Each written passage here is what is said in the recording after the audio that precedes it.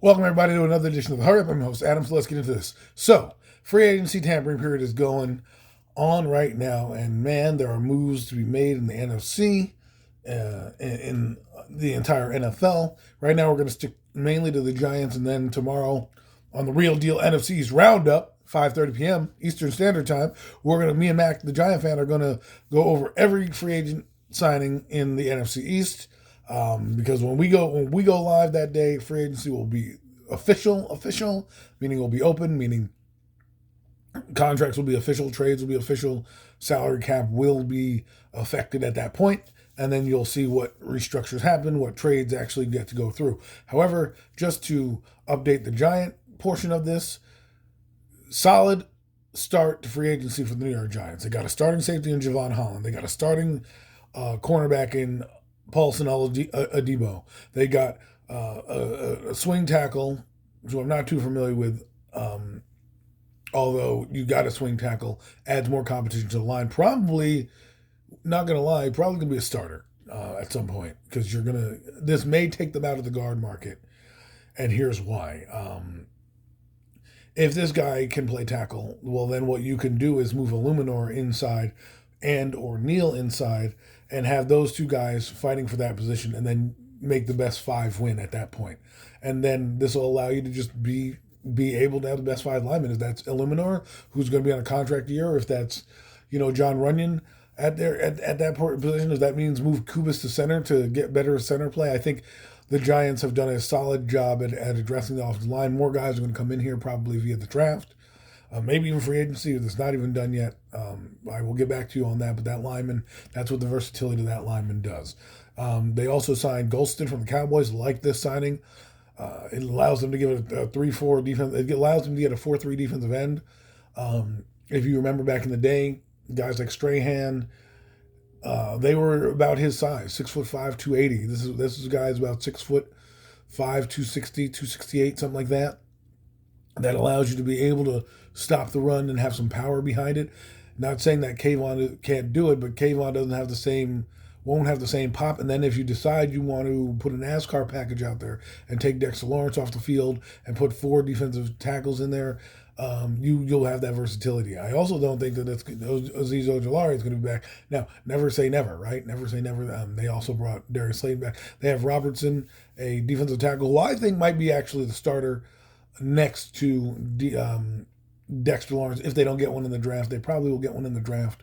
But he's a guy, to me, that's going to probably be the money that you gave him. You're going to probably pencil him in as a starter. He's a good depth player, but at least for now, he's a starter until proven otherwise. He's older, so you can allow the rookie, won't have to take snaps. You can have a nice D-line rotation. I think what happened last year for the Giants, they got worn down because they had nobody really come in and take meaningful snaps. Guys like DJ Davison, guys like DJ Davison and Jordan Riley, you're on notice. You're on notice now. And that's why you have back-end roster type of guys, because guys like this allow you to be versatile and make moves and cut them and trade players. That's what I would be doing if I'm the Giants. They also signed Darius Slayton. Didn't think they would sign Darius Slayton, but he's basically in that mid-tier market. And they signed him for what the going rate was for the mid-tier receivers.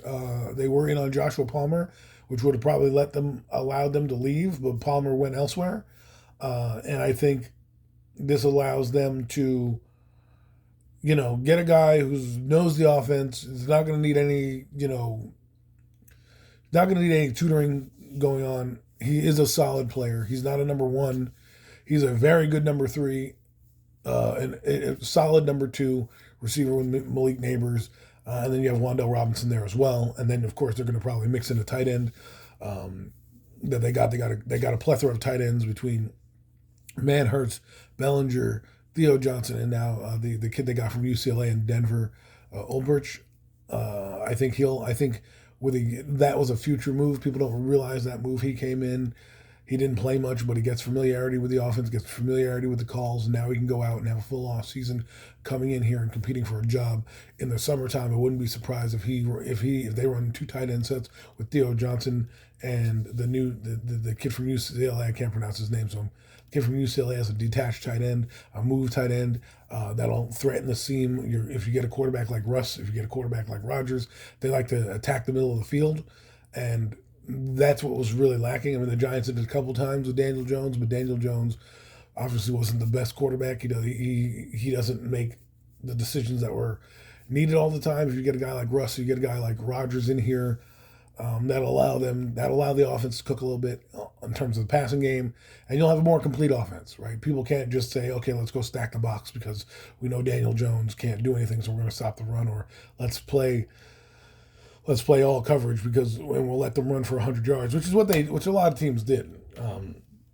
They allowed the Giants last year to run the ball and almost, death by 1,000 cuts, so to speak, because they had a running back and they knew that the quarterback couldn't do anything. You allow your running back to run for yardage, eat up clock, and then what you do is you go down and score points, and you stop them on defense. So you bend but don't break. You give them field goals, so they've run up and down the field and only gotten 3 points. And here you go, right? Other free agents the Giants have signed. They signed their kicker. Their special teams unit is back. Gillian, Graham Gano, and Crazy Crowder are back. So those are some solid moves they made there. Overall, Joe Schoen, let's talk about him for a minute. He's done his job enough where he can keep his job next year. That's the free agency trifecta he's had so far. If he hits in the draft and gets a quarterback, because I don't think getting Rodgers or Wilson stops you from getting a quarterback, right? And I believe, in my eyes, this is what you need for them to do great things, right?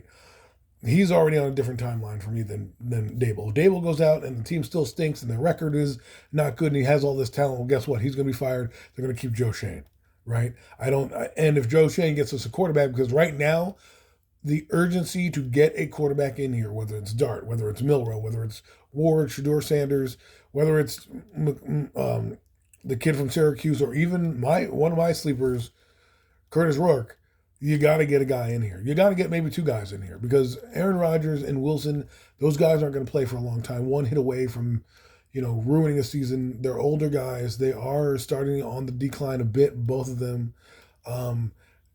And you don't have longevity. It's not like you have a 20. It's not like you have a 20. It's not like Sam Darnold, where you probably have a good solid 5 to 8 years with that guy in Seattle, right? He has a 3-year contract, but if he does well for the next 3 years, he's not going to leave Seattle, right? Especially if they're competing for playoffs and have a chance. So that's where the Giants need to understand, start to think of the future. All these moves are future moves because they're 3-year deals with guys in their prime. But Adebo is 25. Holland is 25. Golston is 27. The only guy they got over was Robertson, who is 31 years old. And again, that's a short-term deal. You need depth. The linebacker they got, he's going to be competing for a spot, not only on special teams, but also getting burned on the regular defense. So I think the Giants have done a solid job addressing needs right now in free agency. This is what we talk about. You don't want to go into the draft shopping for the needs you didn't make, right? You get all your needs in free agency, even if it's a spot player like the swing tackle. Okay, you've added depth to your team. You've added more competition to your team. You get better with better competition, right? The better your depth is, the better your starters will be. The worse your depth is, the average your starters will be. Look at all the teams around the league that are good. They have good depth that pushes them, that allows guys to walk, like in Kansas City, where they're D-line, right? They're going to just plug somebody else in there who they've been grooming, or they'll draft somebody who can fit in their system. This is what happens. Pittsburgh, they lose one linebacker, they put in another one. You know what I mean? And that's how they do it. And why? Because they just draft for best player available and they fill the needs with free agency. The Giants are taking a smart approach. We criticize Joe Schoen for all the mistakes he made, and those mistakes are on his resume. The only thing you can do is bounce back from those mistakes. And maybe, just maybe, he's learning. I know a lot of people say he wanted a quarterback. His plan last year was to make Daniel Jones good. He was getting him receivers. He was getting him help. That's what the plan was. The plan was never to draft a quarterback, or at least in the first round, right? Because they were trying to see if it failed. And if it failed, they were like, well, we'll be in the top position next year. Maybe we'll be able to pick a quarterback. Well, guess what? They ended up in that spot. They had to win a meaningless game, and here they are. But now, if you do what you do, right, and you bring in all these free agents, it allows you to have the autonomy to say, you know what, 2026 draft pick, you can have it. Because right now, I don't need it, right? And that, to me, is exactly what you want in a team. You want to be able to have the draft, but like, hey, we don't necessarily need a running back, but man, if that guy Gentry falls to us, maybe we'll think about it. I'm not saying the Giants need to do that. What they need to do is if they do all their signings and they get a Russ Wilson or Carson Wentz or whoever the quarterback is, and I have a bad feeling that if Daniel Jones goes to Indianapolis, Rodgers goes to the Vikings, and I would then see Russ back to Pittsburgh, or Russ to the Vikings as well.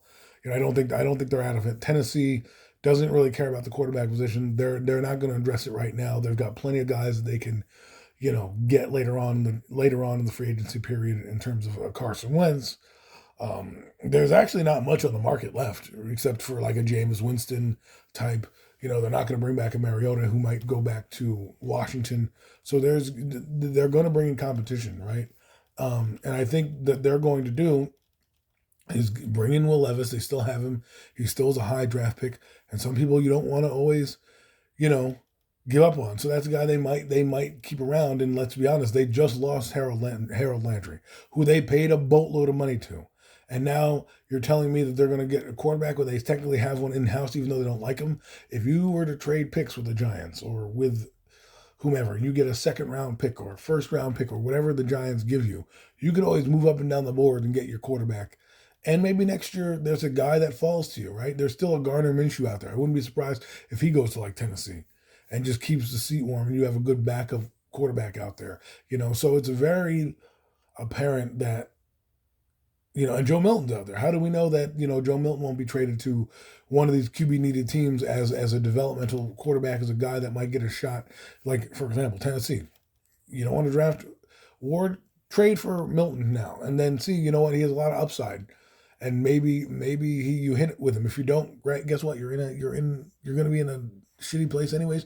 Get a new quarterback next year. I'm not saying that they won't take Ward. I'm just saying that has to be their mindset if they know that they're here a long time. The Giants don't know if they're going to be here a long time. This could all blow up in their face, even though they could be competitive. If they don't have a rookie quarterback, that competitive means nothing. But anyways, this has been another edition of the Hurry Up. I hope you enjoyed that. We'll be back with you tomorrow again with the NFC East Real Deal, NFC East Roundup, where we're talking about all the picks which will have become official at that point, and the start of free agency and the offseason begins. And let's go.